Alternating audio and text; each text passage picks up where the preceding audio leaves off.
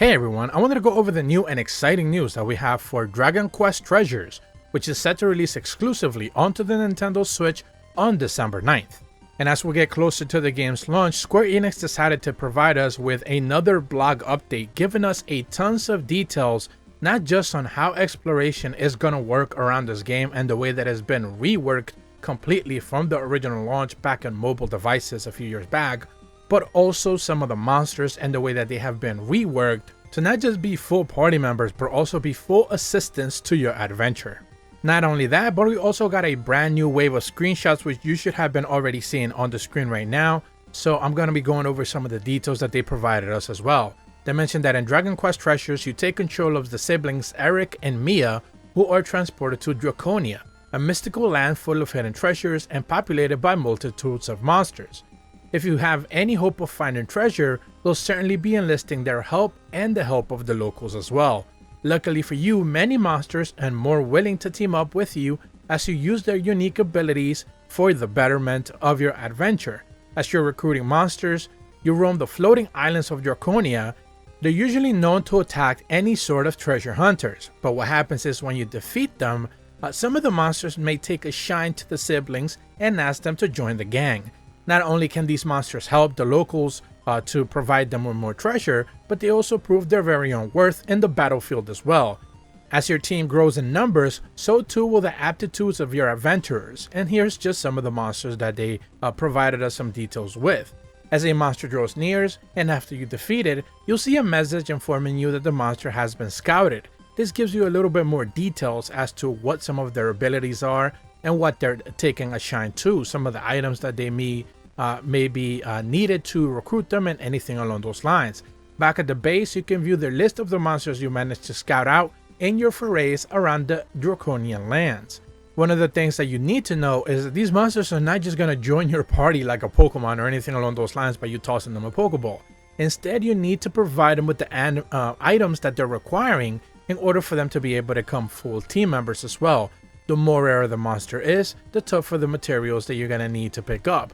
The good thing is, though, those materials are most likely near around the areas where you're going to be recruiting each one of those monsters.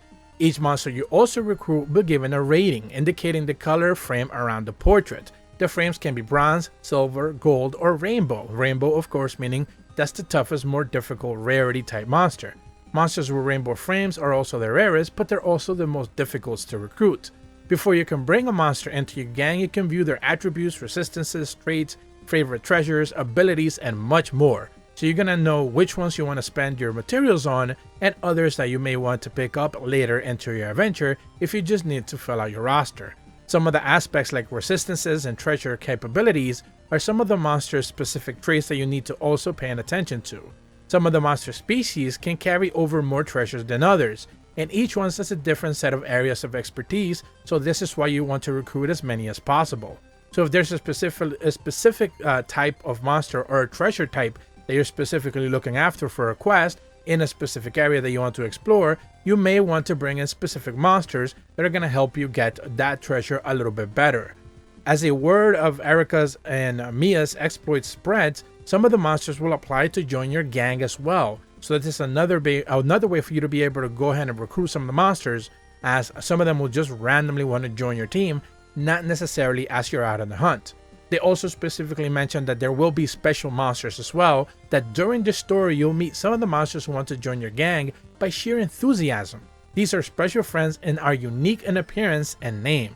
So some of these are going to be different colored of a typical monster that you already have, but they're going to be unique in their very own way.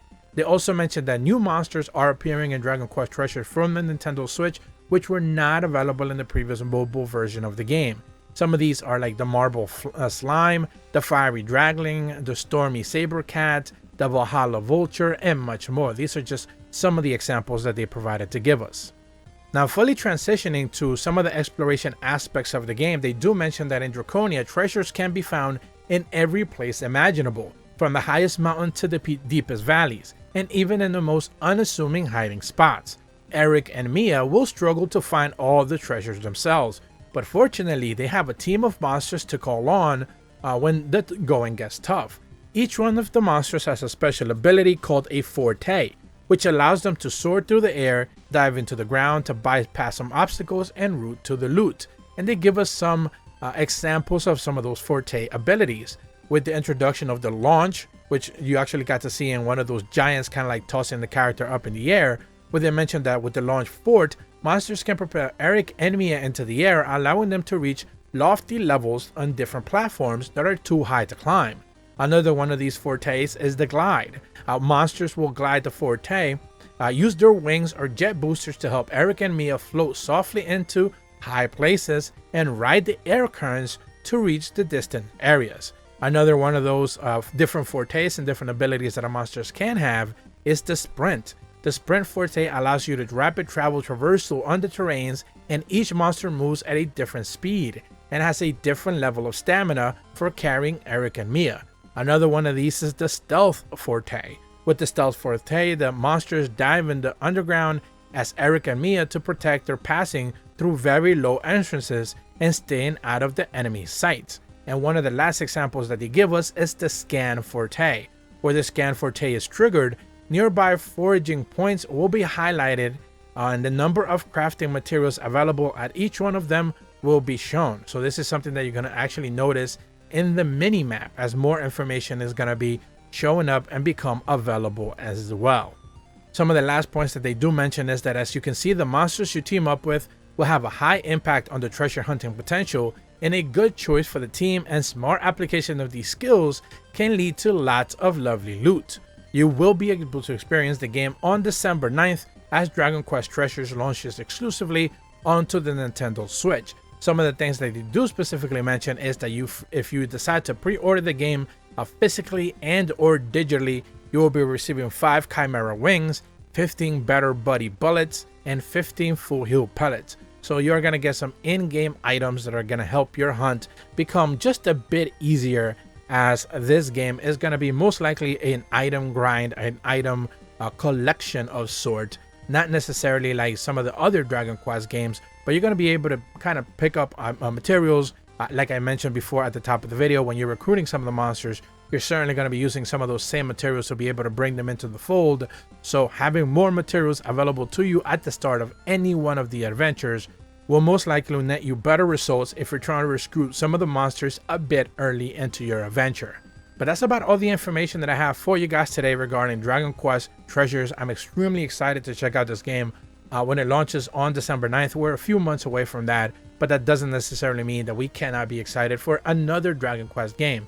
They have been teasing that at Tokyo Game Show. They will be showcasing more of this game as well, as Square Enix will be having a presentation, so more details will surely emerge there as well. If you're brand new to my channel, be sure to leave a like and subscribe, hit the bell to receive notifications when the videos go up, and as always, thank you so much for watching. See ya.